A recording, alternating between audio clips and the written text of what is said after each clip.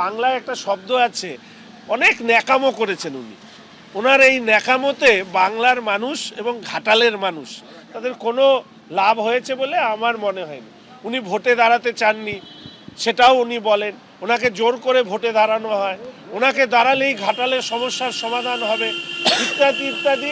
এত ধরনের ন্যাকামো আমার মনে হয় সিনেমায় করা ভালো, বাস্তব জীবনে ওনার তো এখন যথেষ্ট বয়স হয়েছে, ফলে এই ধরনের ন্যাকামো বন্ধ করে সোজাসুজি ওনার বলা উচিত যে ওনার কোনো মেরুদণ্ড নেই, মেরুদণ্ড কালীঘাটে বন্ধক রাখা হয়েছে, ফলে কালীঘাট যেভাবে পরিচালনা করবে ওনাকে পরিচালিত হতে হবে। তাতে ওনার আত্মসম্মান থাকলো কি থাকলো না সেটা বিচার্য বিষয়। 14 বছর পর পাগলু গান নিয়ে ভুল স্বীকার করলেন তৃণমূল সাংসদ দেব। তিনি বলছেন 14 বছর আগে 2011 সালে তৃণমূলের শহীদ দিবসের মঞ্চে পাগলু গান গিয়েছিলাম, তখন বুঝিনি, কিন্তু এখন বুঝি, তাই আজ পাগলু গান গাইবো না।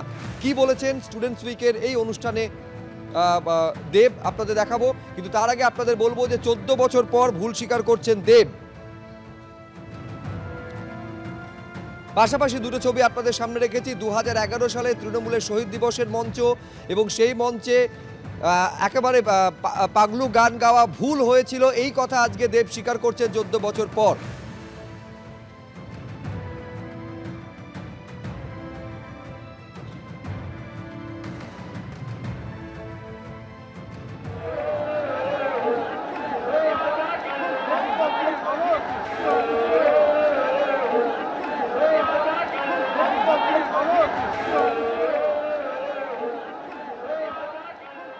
এই গান নিয়ে একটা ইতিহাস আছে আমার জীবনে। আমার এখনো মনে আছে 2011-তে শহীদ দিবসে আমি তখন একদমই নতুন, এখনই নতুন, তখন ভুল করে পাগলু গানটা গেয়েছিলাম। আমি তখন বুঝিনি কে এই জায়গা এই মঞ্চে, কারণ কিন্তু আমি সেদিন গাইনি, আমি এটা কোনদিন বলার সুযোগ পাইনি।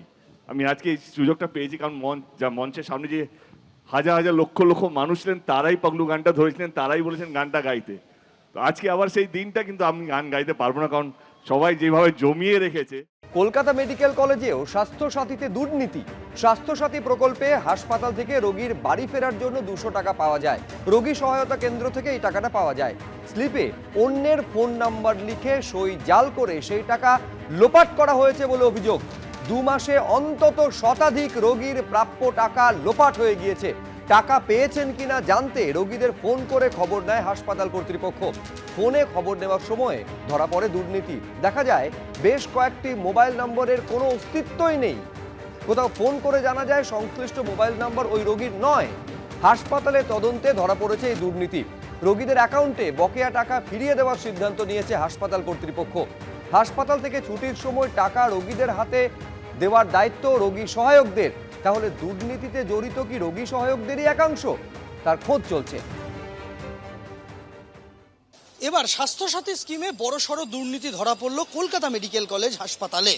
স্বাস্থ্যসাথী স্কিমে হাসপাতালে রোগী ভর্তি হলে সেই রোগী হাসপাতাল থেকে ছুটি পেয়ে বাড়িতে যাওয়ার সময় তার হাতে 200 টাকা দেওয়া হতো স্বাস্থ্যসাথী স্কিমের আওতায় পরিবহন ভাতা হিসেবে বাড়িতে যাওয়ার জন্য। আর অনেক রোগী এই তথ্যটা জানতেন না। তাদের সেই না জানার সুযোগকে কাজে লাগিয়ে যারা এই টাকা দেওয়ার দায়িত্বে ছিলেন, অভিযোগ তাদের একাংশ তারা স্লিপে সই নকল করে ভুয়ো ফোন নম্বর ব্যবহার করে সেই টাকা আত্মসাৎ করে নিয়েছেন। এবং সেই টাকা আত্মসাৎ করে যে নেওয়া হয়েছে এই বিষয়টা জানতে অনেকটা সময় লেগে যায় কলকাতা মেডিকেল কলেজ হাসপাতাল কর্তৃপক্ষের। তার কারণ হাসপাতাল থেকে স্লিপের মাধ্যমে যাদের কাছে এই 200 টাকা করে পৌঁছতো সেই রোগীদের মধ্যে অন্তত 10% রোগীকে ফোন করে তা যাচাই করার একটা ব্যবস্থা চালু করেছিলেন হাসপাতাল কর্তৃপক্ষ, যেটা জানতেন না রোগী সহায়করা যারা এই টাকাটা দিচ্ছেন।